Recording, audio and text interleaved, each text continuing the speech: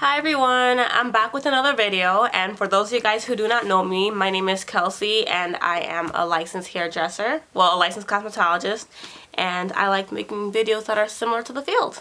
So today I decided to make a video on the differences in working in a regular standalone salon or spa versus one that is part of a resort. I was originally going to make this video about the pros and cons of working in a resort instead of working in a salon, but I realized that a lot of the pros and cons, like a lot of the facts I was listing, are pretty much pros and cons just depending on how you look at it. So I decided I'm just going to make a comparison video instead. So these comparisons are based on my personal experience working in both. So I have worked in 3 hair salons, but one was for such a short time that I really don't count it. So I worked in 2 hair salons. And then that was for over the span of about 2.5 years. And then I worked in a resort spa for 4 years, and I actually just recently stopped working there, which I mentioned in a previous video because it closed. And the salon I'm working at now, I just started working there, so I'm not really going to count that. So this is just based on my personal experience. Let me just also list that I have never worked in a standalone spa, and also the resort that I worked at, it wasn't a hair salon, it was a spa. So they're kind of different altogether, but the way that it's run is similar. You'll see what I mean in this list. So I have my little YouTube notebook here, so I always write down my notes in a book. I don't like using my phone. I don't know why, I just like actually writing with pen and paper. So the main difference with working in a standalone salon as opposed to a resort one is clientele. And by that I mean the way that you go about getting clients is completely different. Like, basically in a resort you really don't have to worry about advertising at all. Like, at all.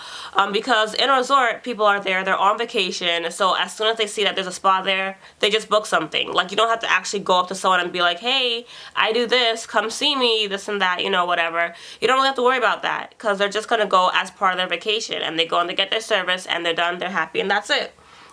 Working in a standalone spa or salon, you do have to go out and build up your books. I mean, obviously every salon is run differently, but in most cases from my experience, you do have to go out and, you know, build up your clientele if you don't have a place that has a lot of foot traffic, or, you know, you just want your own following, because that's the way you make your money. Like, you have to have people coming back to you, not just a one-time thing.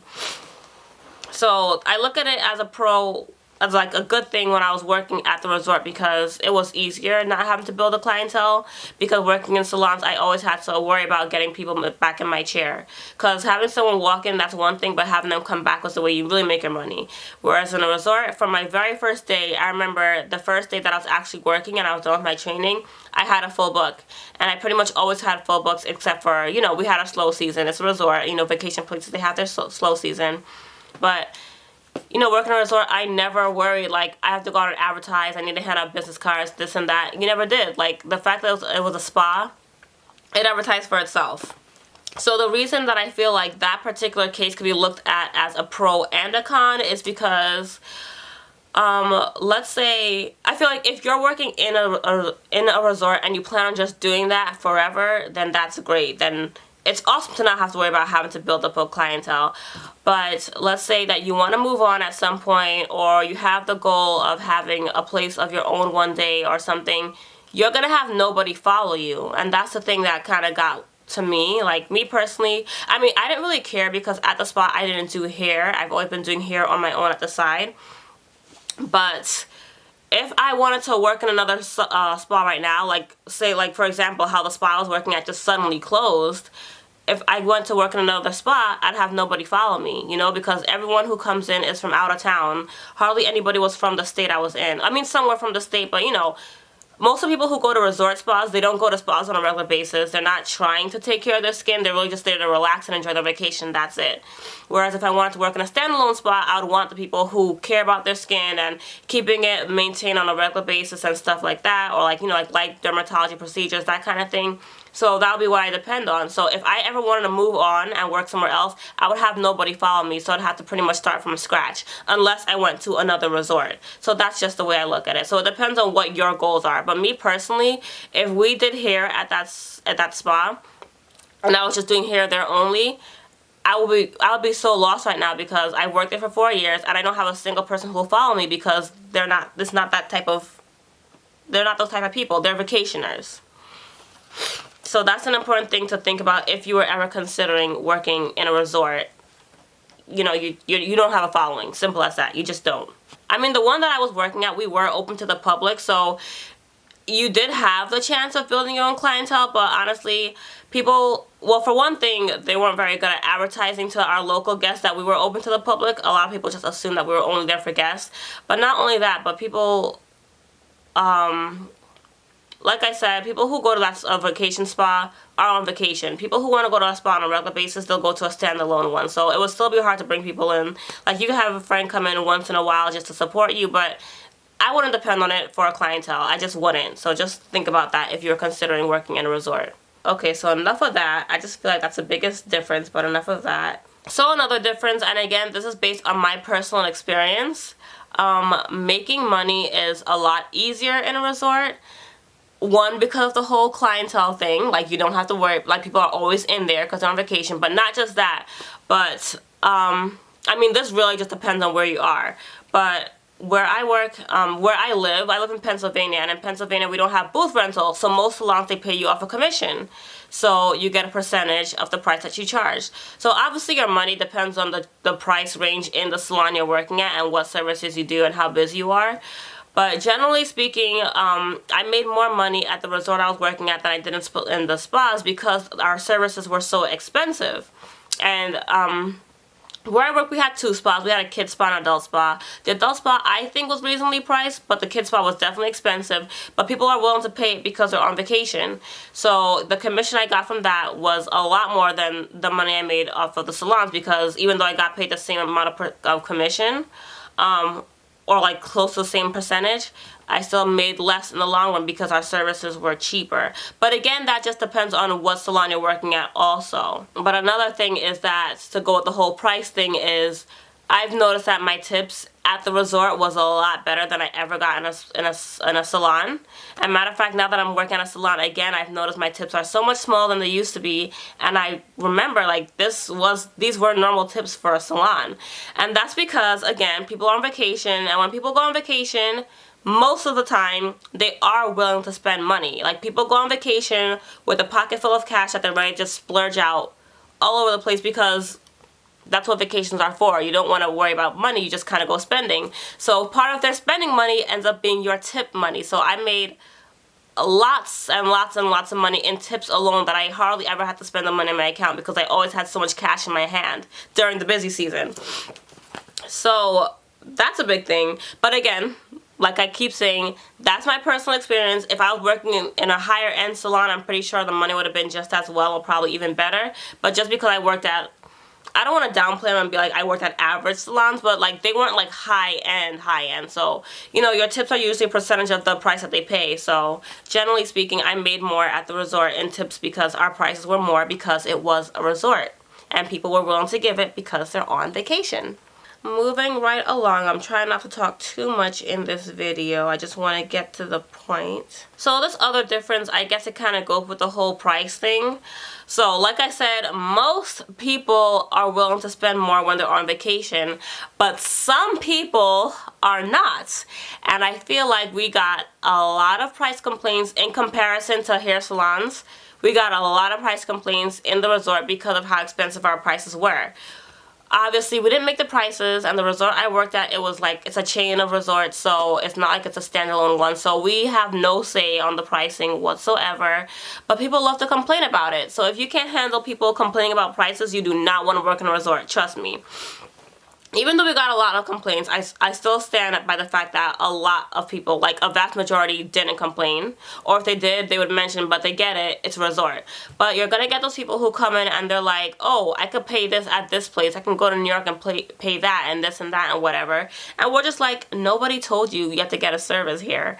But because we're so expensive, people do feel like they have to tell us that we're too expensive, so you do get a lot of complaints. It's not a big deal. Like, I was always able to brush it off, but it does get a little annoying after a while when people actually expect you to do something about it when you have no control whatsoever. For example, and I understood why they thought it was expensive, because we had a kid spa and a kid's pedicure was $50. for a little kid. And we don't do like foot filing on kids. Obviously there's a lot of steps that we miss out. One, because they're children and their skin's too sensitive, and two, because they're impatient. So we have to keep our services, we try to keep it around 20-25 minutes per service. So, you know, to pay that much money for a 5-year-old to get a pedicure, obviously that's expensive, but we had no control. And like they get like ice cream and nail polishes with their service, so we tried to make up for the price, but obviously it wasn't worth it to them. So they'll be like, oh, I can just go back to Brooklyn or to the city and I can get that same pedicure for $15. And we'd be like, so go get your pedicure for $15. Like, what do you want us to do?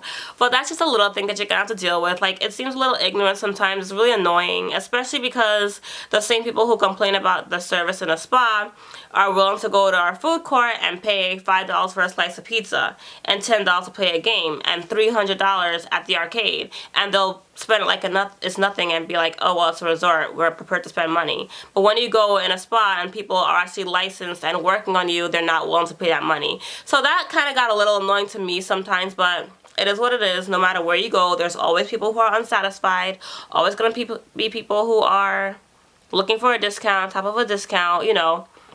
So I just feel like it's a bigger thing at the resort because of how overpriced the prices are, but it's a resort. So that's another thing you might have to look out for. Just a little thing, but it gets to be a bit much sometimes. So another difference is, I've said that so many times, but another difference is the scheduling.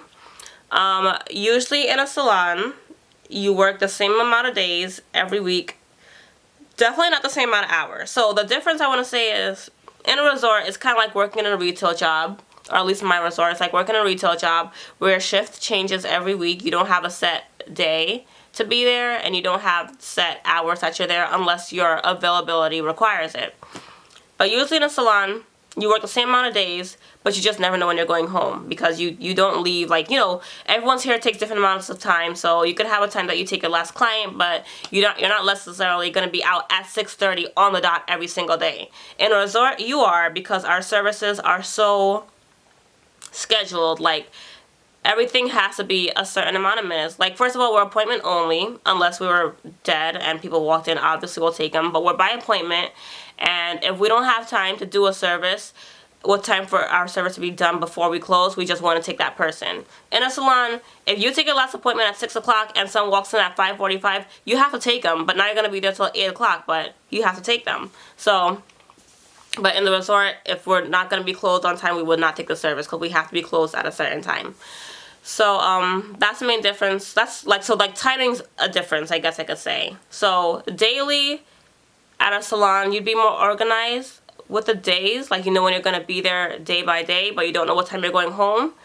In a resort, your schedule changes every week, but you know you'll be done when your shift is over. So going along with the whole timing thing, another main difference is that the fact that being in a resort is as scheduled as it is with the daily appointments, it can kind of get to be a bit much sometimes. Well, for me, I used to have an issue with that when it came to doing nails, because we had to be done with nails. Like, every manicure was a half hour. Like, a kid's manicure was a half hour, an adult manicure was a half hour, or we had like another one that was 45 minutes. But, you know, like, everything had to be done in a certain amount of time. And sometimes people would want nail art, and we didn't add time for nail art. Or they want to ask for it in advance. Like, sometimes if they say in advance that they want a full set of nail art, we'll add more time to the appointment if we can. But sometimes they would request it when their service is already happening. And I don't think we ever said no to nail art. We would just have to like rush something in their service so they can get it. And it just kind of got to be a bit much sometimes, because you don't want it to be obvious that you're rushing, but you don't have time to do it.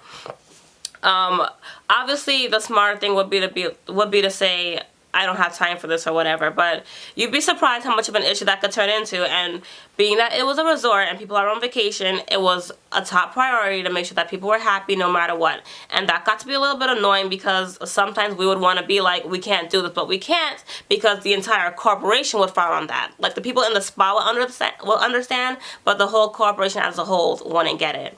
But I feel like that's a personal thing with my resort, because I feel like, personally speaking, where I worked, it was obvious that whoever owned the entire franchise of this resort didn't know how spas were run, because sometimes we just weren't given the proper equipment for the services that we're supposed to provide, or like the whole timing thing. Like, I can get into a whole thing on that, but it'll be hard to explain in this video.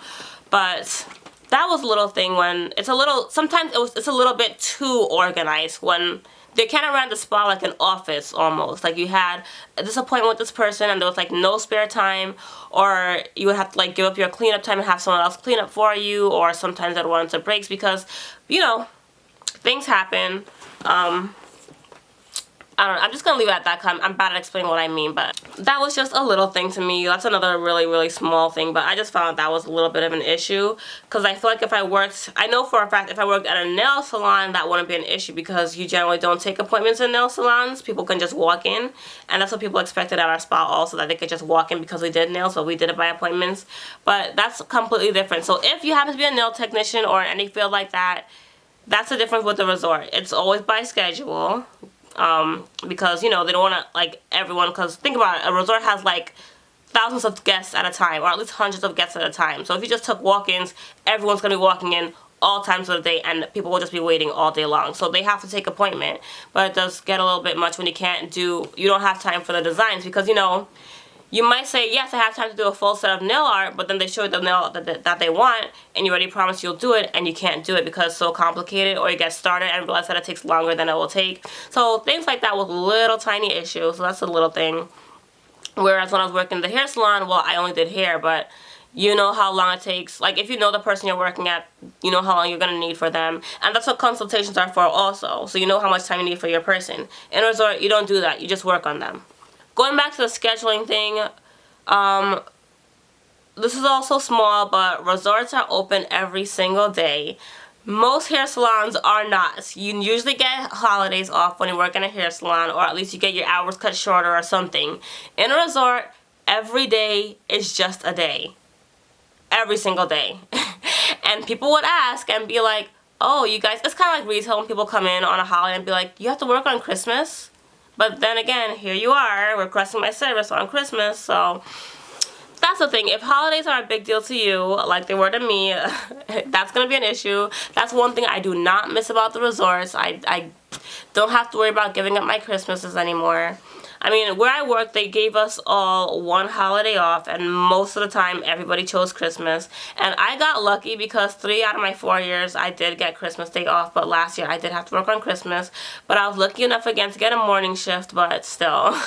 To me, I prefer the morning shift, so I just got work over with, and then I went home and we just did presents later.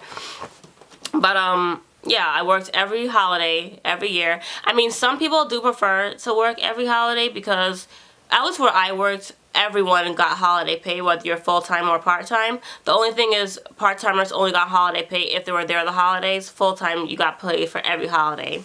So that was nice. So that kind of made it worth it, and I feel like it makes sense, because I feel like if you're going to force someone to work on a holiday, I feel like that should be mandatory in every job. Like, every time you're forced to work on a holiday, there should be some sort of holiday pay, not just for full-timers. But anyway, so that's the thing, but yeah, you can't look forward to holidays the way you used to, because most likely you will be working. Like, no one's lucky enough to get every single holiday off. Like, they will make sure of that.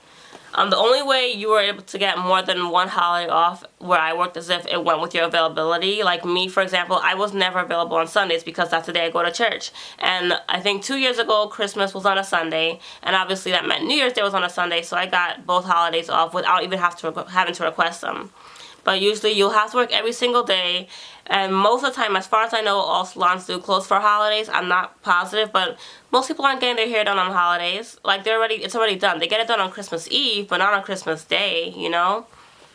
But at a resort, people go away for the holiday, so they get each other Christmas gifts by treating them to a massage or a facial on Christmas Day. So that's why you would have to work. So it's very busy. It is extremely busy, and usually your tips are better on holidays because people feel sorry for you, but you're going to have to give up your holidays. Keep that in mind if you ever consider working in a resort. So one last thing, and this was always a big deal to me of what I didn't like about working in a resort, is that you don't see the results of the work that you do. Like I said in the beginning, you don't have people coming back to you. No one, like, most of the people you see, you're going to see them that one time, and that's it, and never again in your life.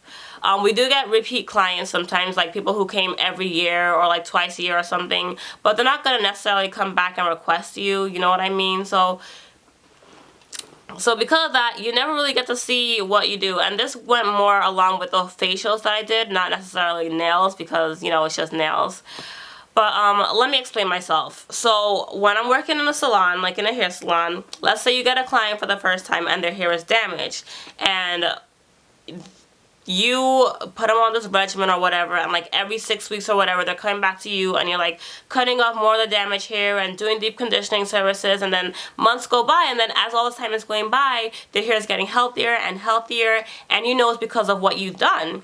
And also, like, say you recommend products to them and they use them and they come back, and you're seeing the results of what you did, because they're coming back to you on a regular basis and you're working on that person. So let's put this in a spa scenario, where people have bad skin or something. So they come to you and you put them on this regimen. They're coming to you every month for whatever it is they need, and also they're taking home the products that you give them, and the more they come back, the clearer and clearer their skin is getting, or you're getting rid of all their redness or their dryness or whatever. So they're coming back to you and you constantly get to see your work. Like, that is such a rewarding feeling to me, to see that you are actually physically making an improvement on somebody. In a resort, there's none of that. First of all, most people are coming, like I said, they just come to relax. They don't actually care about their skin. They come, they get their service, they feel good, and they go home. Even if they come back the next year, even if they remember, oh, I had a really good service here, they're not going to be like, oh, send me back to Kelsey again, because half the time they don't remember your name. Or, I don't want to make this sound too harsh, but for a lack of a better way to say this, they don't really care who does it. And not to say that they don't care about you, but as good as the service was, most of the time they don't care that they get the same person. They just care that they get the same service. You know what I mean? Also, because most likely, I'm guessing they assume that most likely whoever worked in them doesn't work there anymore. I don't know how it is in most places, but where I worked, everyone who worked there stayed for a very long time, because it was a pretty decent place to work for most of the time. So so we were pretty much always there. But I feel like people just assumed, why bother requesting somebody when they're probably not there anymore, or they just assume we all do the same thing. Well, we do all do the same thing. We're all trained the same way, so they're not going to come back to you. And along with the whole results thing, coming back once or twice a year, that's not enough to say you've done results on them. So, like I said, most people come to relax, but some people do come with skin concerns, and because we always do talk to them in the beginning of their facials, and they'll be like, oh, I have rosacea, or I have oiliness, or these breakouts, I get this all the time, whatever. Even if you're able to figure out what's causing the issue that they have, what are you going to do for them in one day? You know what I mean? There's nothing that one service will fix. So we have products that we can give to them. We sold products. Sometimes they took it, sometimes they didn't. A lot of times they'll say, oh, I'll just check the website and buy some other time, which means they're not interested, which is cool. You know, the product line we carried, it's called Eminence. It's a very expensive product line. It's really good, but if you're not prepared to spend money, most people aren't prepared to just be surprised with paying $72 for a moisturizer, you know what I mean? So, sometimes I did buy the products, but, so maybe, you know, it might have worked on them, but you don't know. Oh, sorry, my camera cut off. But like I was saying, sometimes they do take the products that you recommend with them, and if they are using it like you said, then it should be working and getting the results that they're trying to achieve. But you don't know that, you know, you never know, and that's what kind of bothers me. Like, I never get to see it, you know? Like, I wish I could be like, oh, send me pictures of your skin, of your face every month. I want to see if it's working. But the thing is, you don't know if they're actually doing it, and they're most likely not, because they're not coming to see you. It's not like when, you know, a doctor puts you on a routine and then you have to see that doctor every month, and you have to prove to them that you've been doing what they've been telling you to do. I'm just your one-time esthetician. I give you this product. You may or may not use it. You might let it go to waste. You might just give it away. You know what I mean? And also, it might not be working for you. And I'm not there to recommend something else that you can use. So it's a little sad, because as educated as we were, especially in our products, because we got trained on our products every month, like every 3 months, So it's like, as educated as we never had the 100% assurity that what we were saying to people is working for them. I mean, we did use the products on ourselves, so, you know, looking at each other, we knew that they were good products, but it would be nice to actually see them and see their results and get their actual feedback, and we never got that. So to me, that's just one thing that I always missed out on when it came to working in results. Working in a resort. You miss that rewarding feeling of seeing your work. So that's a little thing. So if I mean, that might not be an issue to everyone, but to me, I get really attached to what I do. Like, I'm very passionate about everything in the field that I'm in, and when I do work on someone, it's a big deal to me. So I would love to see that what I did was working, but I never got that assurance. So that's just a little issue with me. Like, even if people came back, I'm not gonna lie, most of the time when people said, oh, I was here last year and I think I saw you, or you worked with me, most of the time I didn't remember who they were, or sometimes as they would say it, the face would seem familiar, but it's never familiar enough for me to be like, oh, you had this thing and I recommend this, how did that work, you know? And I don't want to just, like, talk out of my head and be like, oh, yeah, so how did the products I gave you work for you? Because then they're like, what products? You didn't give me anything. I just wanted to relax. You know what I'm saying? So that's something that you miss out on. That's something I always felt bad about. But, you know, to each their own. Like, that won't be a big deal to everybody, but to me, that's just something that I wish I could see the results of what I was doing, so it'll make it a little bit more worth it to me. So that's everything that I really have to share with you guys that I could think of. If any of you guys have any differences that you've noticed, if you've worked in both types of fields, then feel free to list it below or let me know. That I'll be interested to know. But that's just based, again, on my personal experience. I didn't mention this before, but the spa that I worked at, I did everything cosmetology except hair. So we did nails, facials, makeup, and waxing. But we just didn't do hair. And then every salon I worked at, well, the last salon I worked at, I did hair only and waxing. And the one before that, I did everything. I did hair, nails, facials, and waxing. But it was only facial waxing there, not body waxing. So, but I still consider those two salons hair salons because it was mostly hair, and the spa was just a spa. So for that reason alone, I don't know if this would be the best comparisons, but from what I've noticed personally, those are the main differences that you would find between working in a standalone spa or salon as opposed to working at a resort spa. And don't get me wrong, some resort spas do hair also. Ours just didn't. Even some in our company did hair. It's just at our location we didn't have a spot to do hair. So I hope you guys found it interested. I just felt like making that in case anybody was interested in the differences. If anyone was interested in working in a resort, you know. Random side note, if anyone has any experience working on a cruise, I would love to know what that was like, because I was also, not anymore, but I was considering working on a cruise ship because I had gotten so into the whole resort feel that I was thinking of doing that.